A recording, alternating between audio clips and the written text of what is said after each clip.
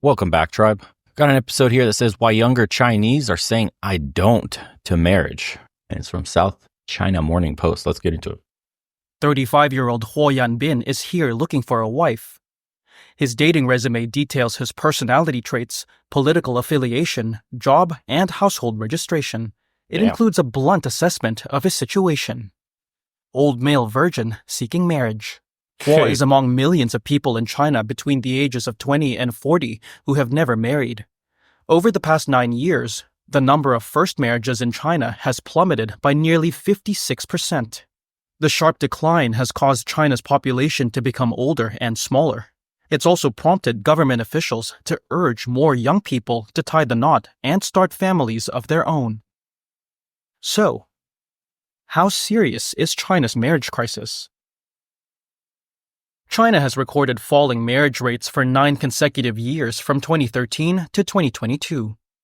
While the number rebounded in 2023, marriage registrations tumbled again the following year. Some 4.75 million couples in China registered marriages between January and September 2024, representing a 16.6% drop compared with the same period last year. Huo said he doesn't just want someone to marry, he wants a partner who fits well with his lifestyle. 每个 There we 人 go. 有些人的话，他就是看重房子；有些人的话看重钱；有些人的话，他看重学历。每个人他都不一样，就感觉三观上面都合得来。To find his Mrs. Right, Huo says he is willing to take bold steps. The reason single men like Huo are driven to such extremes has a lot to do with China's gender imbalance. China has approximately 34.9 million more men than women. That's why there's so many of them in Thailand and Southeast Asia now. There's a lot of high society Thai women that are with wealthier, not like this dude. He seems like just a normal dude. He's 35-year-old virgin, probably has like decent pay, but that's not enough to get him out of the predicament that he's in because he doesn't have the cash to go overseas, sustain a life there, and pick up some hottie that, could fix the gender imbalance that he may be feeling at home, where a lot of the women are demanding the same insane amount. It's very transactional in Asian societies. Like the women straight up look you up and down and ask you what assets you have, what job you have, what position within the firm you have. They're very status seeking, very transactional, very cold in that nature. But they will give you a very traditional lifestyle where the woman will have her womanly duties that she must tend to. But at the same time, she's trying to crack the whip behind closed doors. Like a lot of guys married to Asian women will tell you that's just how it is. But even then, it's better than getting almost no femininity, no womanly duties and responsibilities within a relationship that you would in the West. You're just getting like completely masculine women. So even then, on like the hierarchy of what a man wants, like the very behind the, curtain cracking the whip and trying to be like Tiger Mom and all this shit and being a headache is still better. And I'm not saying all of them are like that, but a lot of guys do report that stuff. Even that's better, dude, than the masculine like cave trolls that will suck off dudes on their girls' night out and like constantly fight with you, don't know how to cook and clean at all, don't want kids at all. It's like the Western woman, the gynocentric mentality has placed them at the very bottom tier. Like a guy would be willing to put up with this kind of lifestyle that some of these more demanding Asian women, I would say, are asking for. And guys are openly going over there and saying, hey, yeah, okay, fine. This is better than what I had back home. That's insane though. But that's not all, again, but I'm just saying, but that dynamic does exist, especially if you're more of a simpy dude and she will take control. And plus, the Asian societies look after things differently. It's not individualistic. It's family first. It's the collectivist mentality there. So, like, you do things for the family, for both our families. You don't shame the family. You don't disrespect the family. Like we saw the last simpy American dude or wherever he was from, that was disrespecting his Filipino wife and his in-laws and her sister. And she asked for a divorce. I don't know what they're doing, what the update with that case is, but that guy was just being a complete dick in his own words. Nonetheless, he made a video basically coughing up to everything that he did. And it was the things, it's like the absolute red line you don't cross in Asian societies. It's like disrespecting elders, the family, her parents, shit like that. In any fucking circumstance, you got to sit there and just take it on the chin. Whether you're fronting the bill for everything, it's a respect thing. No amount of money will save you. You have no idea how much pull the family has on your woman. And that is why when we go to Asia, we tell you guys, vet the family. Make sure you can get along with the family. Make sure you would like the extended family to be around you as well. They have a lot of pull. Not like in the West where it's like, oh, we're happily ever after, Disney, in love. It's just me and her and we don't care what each other's family say. That shit doesn't exist. Nope. Even here in Eastern Europe and the Balkans, it's like you better be in with the family. If the family doesn't like you, it's going to cause a lot of problems. The family is still a major support structure in everybody's life here. So it's not unheard of when you meet people that they will say like, I don't know what my father would think of this. My mother, I don't know if she would like that. And then it's a nervous thing to have an encounter with the family because that's a make or break situation. Unlike in the West where it's like, oh, we just got to get through this little obstacle of like meeting my dad or meeting my parents. And like, yeah, if they don't like you, whatever. It's what I like that matters in the end, blah, blah, blah. Nope. You better leave a good impression. And they also have to leave a good impression on you. It goes both ways. You're judging them and they're judging you. If you don't like what you see, you could bail as well. Plus stems from decades of prenatal sex identification and selective abortions. Chinese families traditionally prefer sons over daughters to continue their family lines. The preference for boys, combined with China's now abandoned one-child policy, has created a society where there aren't enough single women available for marriage. Many families decided that they only wanted a boy, despite government propaganda stating that having a boy or girl is equally good. The mortality rates for girl babies was higher than for boys. So it was clear that parents were more willing to use their resources on boys than on girls. Meanwhile, young Chinese women are more independent than ever, and few are in a rush to get married or start a family. Rui is a single woman in her late 20s who says marriage is not a priority. 就是在世俗的眼光中，就是他总给你定义一个，比如说你什么年龄应该做什么事儿，他就问我们说，你们是吧，不结婚，你到时候老的时候你们生病了也没有人照顾你们啊，你们到时候会过得特别特别惨。我想做的是我能够自主的选择，而不是说被迫的妥协。所以我也希望，比如说婚姻什么的，它不应该是成为你精彩人生的。She says, I hope that marriage will not be a constraint on a wonderful life. It's not, actually. It's supposed to build a wonderful life. I don't know where this modern notion came in. The gynocracy part of it.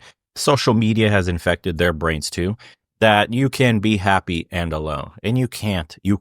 The brutal truth is you can't. You could just accept it and be fine with it. But when you're old, man, when you're 73, when your back hurts, when your hip breaks if you fall, you would absolutely benefit from having invested in a family where your wife is next to you, where your multiple children are next to you, 3 or more if you had the finances, just like the old days prior to your fathers and your mothers, your great grandparents when they had 10, 11 fucking kids and shit, like 7 kids. I'm the brother of one of 6 with 3 sisters. Like that used to be normal. We used to be in these large nuclear families and everybody could pool and help each other. And if a parent got sick, which would be you in your old age, you had multiple kids that could pitch in and help you. Do you understand that what a retirement investment 7, 8 children is? I know it's expensive. Let's get the finances out of the way. But we're saying for the dynamics of you getting old, how incredibly effective it is to have 7 children that would take care of you because they're your blood and you took care of them.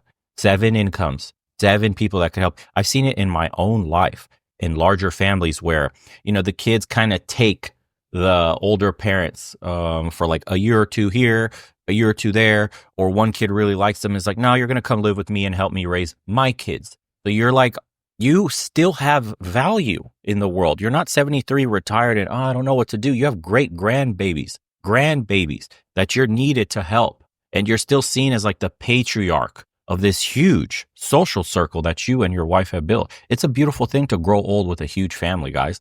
It's just the economics are so screwed up that most people can't even afford a significant other, let alone kids. That's the code that needs to be cracked today. How do we become financially free? The economics suck. What do you invest in fucking fart coin, a meme coin, and then, I've 100x'd. I'm a fucking multimillionaire. Like, besides stupid stories like that, the only way, because companies aren't paying you shit, is entrepreneurship or self-employment of some kind. You got to work with your own 2 hands in some way. Colleges no longer provide you a path to becoming somebody. You just become like a wage cuck, a slave. And they ship your fucking job out overseas anyway. 一种术。 As young women like Ruirui shun China's traditional views of marriage, many Chinese parents are taking matters into their own hands. At this matchmaking corner in a city park, parents often turn up to hunt for potential This partners shit's for their crazy. adult children. 大人着急，小孩都对这个相亲啊不是那么热情。我搞了好多相亲群，哇，都是业余免费的，我都那个会。我一般都是很担心这。 For those who do marry, many other traditions are off the table. Gone I have a Nostradamus moment. I think I know what's going to happen in the next 20 years. You could hold me to this.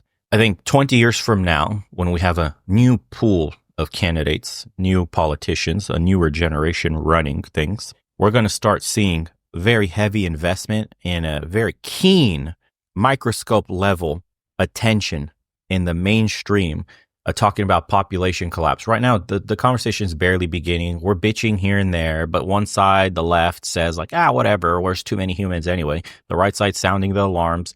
But I guarantee you in 20 years, when the economic problems start rearing their head from population collapse, when ghost towns start appearing, when corporations start downsizing, when value of currency starts lessening, when this whole pyramid scheme starts falling down with social investments like Medicare and all this other shit, Social Security and all that starts to go away because there's not enough people replacing the system. It already sucks that it exists in that form and we need more people to replace the dying ones. But when you're below replacement, the system cannot sustain itself. The population collapse coincides with economic collapse that people aren't ready for. Once that becomes mainstream, I'm willing to bet there will be a massive stimulus for family planning and family building.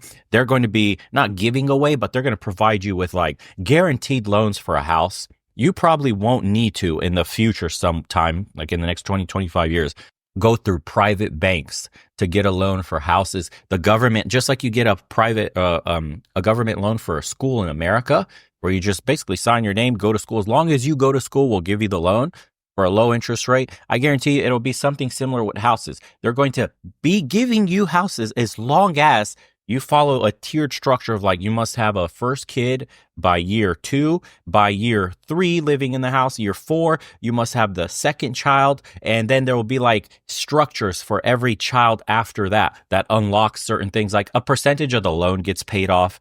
5 years of tax-free income, right? Personal income will be tax-free for the third child. For the 4th, 5th, 6th, 7th, whatever, we'll wipe out more of this loan. Then for your first child, they'll be given a bonus for college. There's so many things they can do that would make family planning so attractive to people. I guarantee it. Imagine we'll give, you know how dowry used to be that, or in the olden days, the tribes, not even tribes, just a village would come together at your marriage and give you money. They would give you things like mattresses, couches, china, whatever it is that you needed to start your new life. We don't do that anymore. When people get married in the West, it's just you're on your own. But before, the village used to come together to help a married couple actually start their life. So imagine if the government now takes over that old tradition and they start just, okay, here's $50,000 to get you on your way. Okay, here's some government provided furniture for your house, for your government provided loan for the house of which you're staying in. And the way you can crawl back some of this that you don't have to pay is just simply by having kids. Boom, population explosion starts to happen. But right now, we're not talking about any of that because they simply don't care. This crop of politicians are on their deathbed and all they care about is the stock market and holding on to the wealth that they've worked their entire lives to acquire at the expense of everybody else. It's a waiting game. Are the typically lavish ceremonies, huge guest lists. And by the way, for those that have heard what I just said, how many of you that currently don't have kids or are not thinking of having kids would have kids and would be dating and would seriously take family planning as a priority in your life? If those policies were instituted, if I was your president and instituted those policies, what are your thoughts on those? I'm just curious. And multi-course banquets. It's a scene you used to see in Chinese romantic comedies. Instead, some Chinese couples are turning to unconventional options like McDonald's and milk tea. Oh no. This bride spent only 300 yuan on her wedding drinks. $40. Instead of serving expensive bottles of Wu Liang Ye or Mao Tai, Miss Li ordered snacks and beverages from the Chinese milk tea chain Yi Dian Dian for her ceremony. Jeez.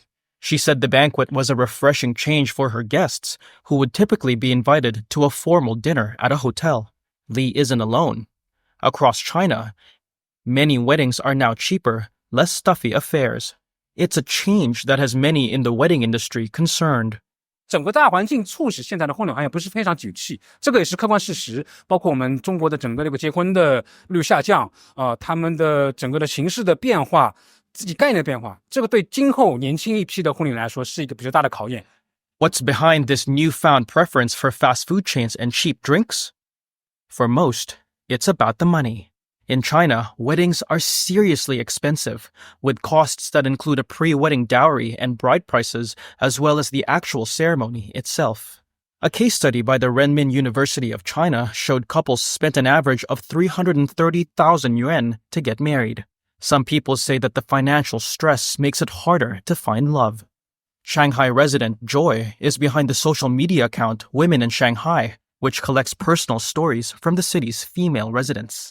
因为我遇到的就是大部分，其实他们现阶段都跟我一样，处在一个对于婚姻还是有一些恐惧。自己在上海工作已经很辛苦了，甚至就是慢慢的对于恋爱的欲望也下降了，就因为觉得很累。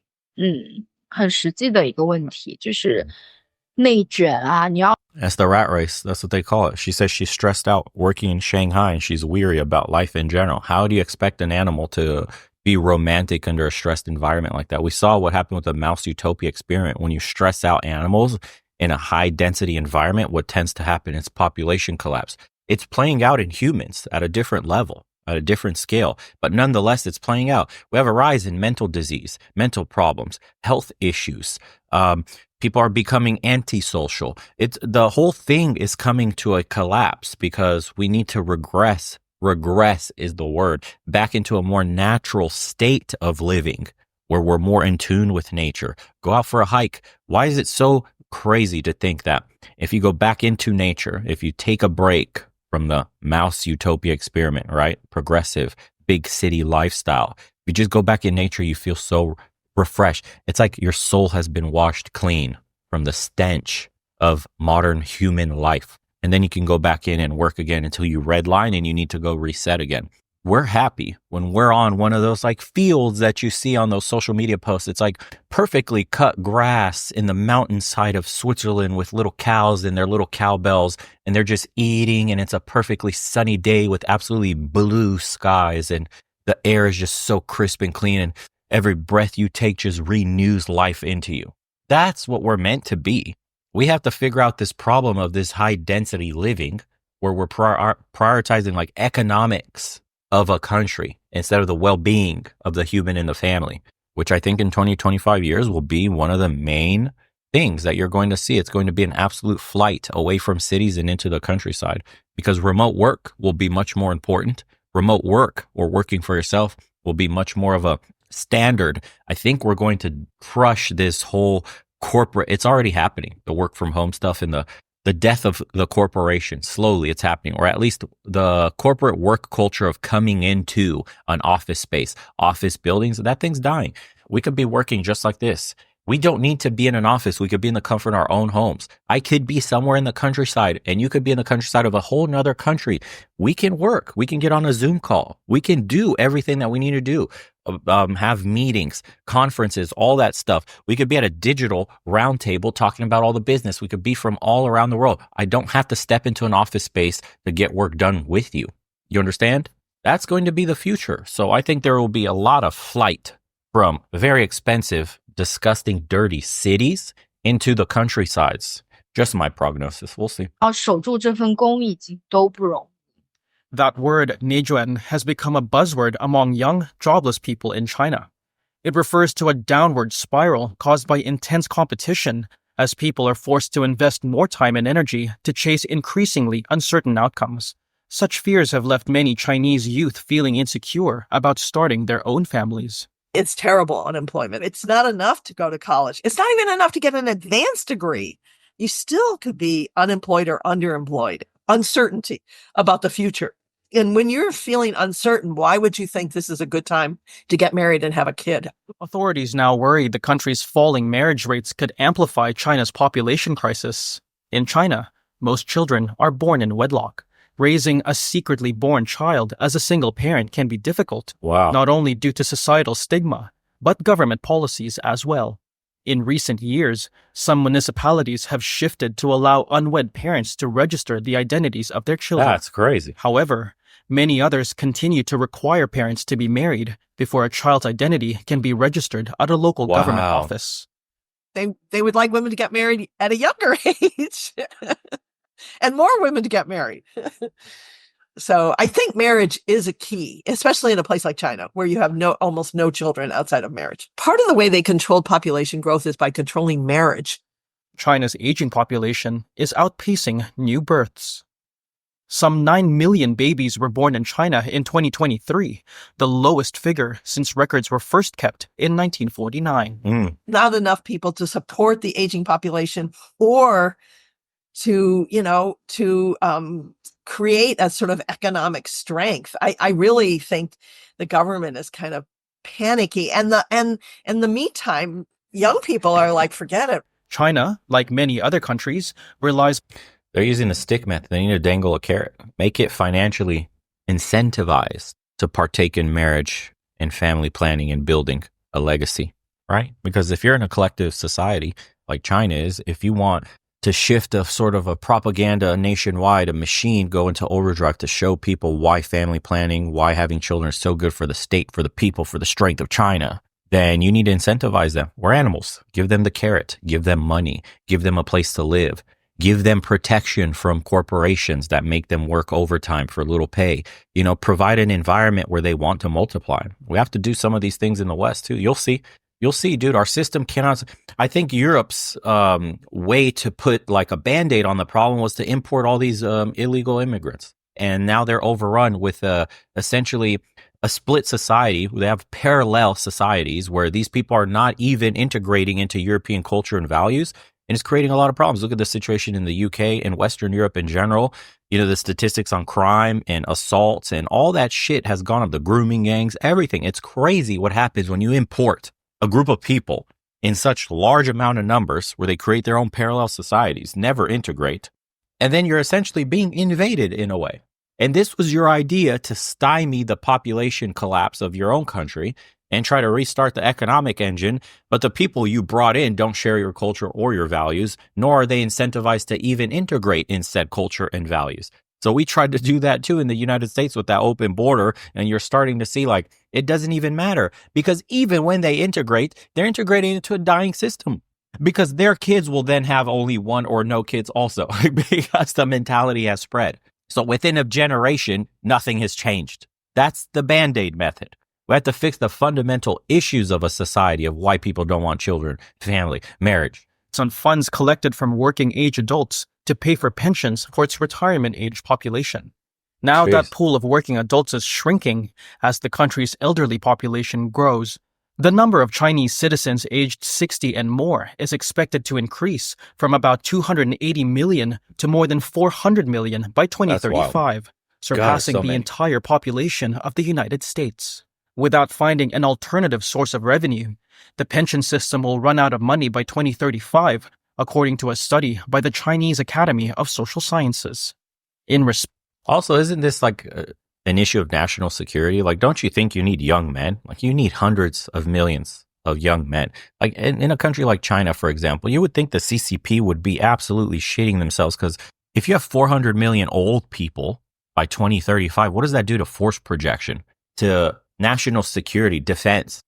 Can you wage wars with fucking grandpas? Like, no, obviously you can't. You need young men. You need young bodies. What are you going to do? Same with the United States. We can't have these soft soy boys. We can't have this drained population where most people are just old, fucking decrepit or obese or all that. Like, isn't this an issue of national security? Like, don't we want America to be young, virile, and healthy, strong, red-blooded Americans ready to defend their interests all over the world at any moment's notice.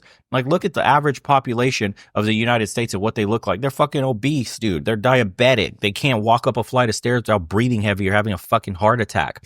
Like, they're in the worst shape ever. They can't pass any standards most of the time. They have a bunch of chronic diseases, autoimmune diseases. The food is making them sick. Like, the government should be looking around going like, dude, can we even wage a war on multiple fronts? Like, that's been the United States, like, what was it? The Department of Defense is like planning. Our readiness must be, we need to be able to wage war on multiple fronts in Europe and in China, potentially. We have the logistics for it. We've built all the battle cruisers, all this shit. But where are the people to man all these systems? Are we going to go straight into an AI era where just everything's automated and shit, and then the few good soldiers we have left just arrive to plant the flag? I mean, what does the warfare of, like, the war of the future look like? Because if we've seen anything from the Ukraine-Russia stuff, it takes boots on the ground still to hold key areas. Your robots can't do that. Will they do that one day? Who knows? But as of right now, boots on the ground, trench warfare style shit is still reigning supreme, especially when you're at a peer-to-peer where they can jam up your shit too electronically, and all you have left is just a guy with the gun pointing in the other direction. It always reduces down to that shit. Once the bombs, the tanks, once the planes, once all that shit gets reduced to nothing or jammed up electronically for some reason, it's man to man. What do we do then? Once, officials in Beijing raised the retirement age by up to 5 years in September 2024. But the plan has won few fans among China's young people. Few are excited to work later into their lives, and this disillusionment has done little to bolster moods about marriage or having children. In some Chinese cities, government officials have started calling women to ask whether they are pregnant yet. Women on social media said they have also received calls asking if they are married and if they plan to have children in the near future. These checks were part of a campaign organized by China's district administrative networks. Government bodies have tried a range of measures to lift marriage and birth rates. In a meeting with the women's rights group All China Women's Federation, Chinese President Xi Jinping said women must embrace a new trend of family as the nation grapples with its demographic crisis. Stick. It's a stick method. Xi Jinping has said it's necessary to actively cultivate a new culture of marriage and childbearing and strengthen guidance on young people's view on marriage, childbirth, and family. It's the boomer mentality, dude. You're too disconnected from the realities of the situation. This is all pinned by economics. I should get into politics, bro. I bet you I could solve this shit in a state.